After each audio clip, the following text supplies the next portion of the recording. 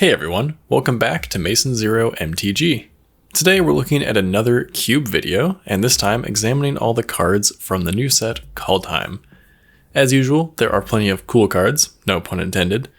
The foretell mechanic is not really parasitic at all, so it can fit into any cube. The snow mechanic, of course, is quite parasitic, but there may be enough snow cards in Magic now that you can have a pretty dedicated snow sub-theme if you're running snow basics. So definitely let me know in the comments if you have a snow theme or are planning on having one, because I think that's super interesting, even though it's not for me personally. But let's just jump into it and talk about the top 5 cards that I think most cube builders should be excited about from this set. Doomscar is a no-nonsense board wipe that can be cast on turn 3 if you have it in your hand early. In cube, sometimes by turn 3, your opponent has a crazy board state that you need to take care of. If you have a slow start, you can foretell this card on turn 2 and cast it on turn 3. Comparing to Wrath of God, obviously Doomscar is not as good if you have to pay full price, but if you top deck it and need to cast it this turn, you need to pay 5, which is not so great. So it's a trade-off, but it seems like a decent option if you're currently running a 4-mana board wipe with a 5-mana board wipe like Fumigate alongside of it, and it's definitely good if you're currently only running 5-mana board wipes. Am I overestimating how good Foretell is? Because if Foretell is as good as I think it is, I don't see why Dream Devourer wouldn't be a fantastic card. It can come down early, at only 2 mana, and give all of your cards Foretell, meaning you can save special big spells for later. It's a nice upside that the demon gets a buff when you do Foretell, but just giving Foretell to your cards is pretty awesome. This sort of effect seems ideal for a control deck where you can afford to spend some mana investing in future turns. At the end of the day, you pay the same amount, but it can be very nice to get a reduced casting cost on the turn where it really counts. And if absolutely necessary, I guess the Dream Devourer can give itself a buff and be a finisher.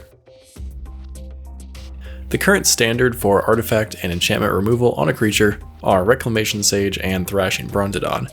These are both awesome cube-worthy cards, but Masked Vandal gives the option of a 2-mana variant. Let's break it down, because there's a lot to talk about here. Of course, the mana cost is 1 less than both current options. Secondly, the creature has Changeling, which I think makes this a compelling choice for any cube with tribal synergies, of course. It exiles an artifact or enchantment, which will often be better than destroying. However, you have to exile a creature card from your graveyard to pay for it, which is more ideal in a graveyard deck or if you play this several turns into the game. It's not going to be great on turn 2. The other notable thing here is that you can only exile an artifact or enchantment an opponent controls, while these existing options can also destroy your own permanents. I don't think this is really going to be relevant in most cubes, but I guess it is a difference that you could consider and people might argue about. Lastly, the power and toughness is fine. It's technically higher total stats than Reclamation Sage, but much less than the Brontodon. So with 3 toughness, it's a fine blocker, but let's be real, this card's going to be a chump blocker no matter what after you use its Enter the Battlefield ability. Usher of the Fallen is a 1-mana 2/1 in white with additional upsides. New aggro cards can be hard to come by these days, but this one has some potential. Depending on what you're currently running, this could replace cards such as Dragon Hunter or Skymarch Aspirant, even Isamaru or Dauntless Bodyguard depending on which stats you value. It's a nice mana sink, potentially creating a warrior every turn it gets to attack. It's nice having this option on an aggro creature with no other downsides, so even if you never activate the Boast ability, it's still going to be fine in an aggro deck. The double-faced cards in this set don't impress me as much as I wish they did, but Valki is probably the most appealing of them all. He can come down for just 2 mana and remove your opponent's best creature. This pretty much makes it a possible replacement for Kitesail Freebooter or Mesmeric Fiend or anything else like that.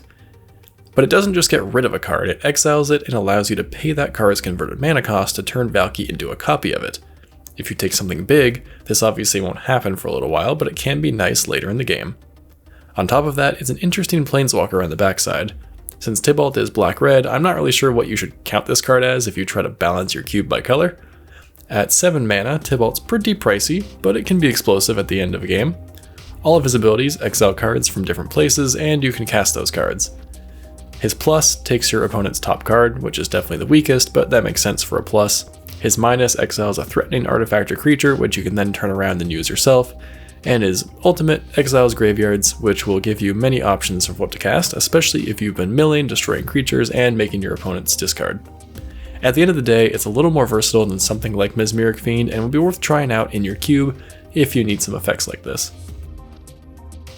Now there were a couple, not really honorable mentions, but just things to mention. The first is the Pathway lands, which I think everyone's going to include if they included the one from the previous Zendikar set. And then Ascendant Spirit is an interesting card. I think it can be fun if your cube runs snow lands. Obviously it isn't good if you don't run snow basics for all of your basics. Figure of Destiny sees some play, as do a few level up cards, so I think it's fine to experiment with Ascendant Spirit in a cube that has snow lands. Its last ability can be activated multiple times, so it can be a great mana sink and an awesome finisher for a blue deck. I also wanted to talk about Pauper here because I think there are some great cards for a Pauper cube, which I also really enjoy doing. First is Bind the Monster. This is a slam dunk removal spell in blue that is a cheaper version of existing cards with a slight downside, but I think the reduced mana cost is going to be the biggest deal here. Raven Form is a rare case of blue removal at the common rarity, and it's a great inclusion if you don't mind blue having a pretty white card. Tuscary Firewalker may be one of the most exciting cards with a cheap boast ability that provides some much needed card advantage at a low mana cost. And finally, Snakeskin Veil is a strict upgrade to Ranger's Guile if you happen to be running that, but it's kind of unexciting otherwise. Alright, those are my cube picks for Kaldheim. Like I said, I think that the prevalence of snow offers some interesting choices if you want to experiment with a snow theme in your cube. All the Changeling and Tribal cards are awesome for anyone who has tribal themes in their cube. As for myself, I will probably use most of the cards that I mentioned in my cube. I'm not really sure if Valki is something I want to run, and I kind of feel the same about Dream Devourer. It might be underwhelming, so I might experiment with them, but I don't think Kaldheim has any new cube essentials for the average cube.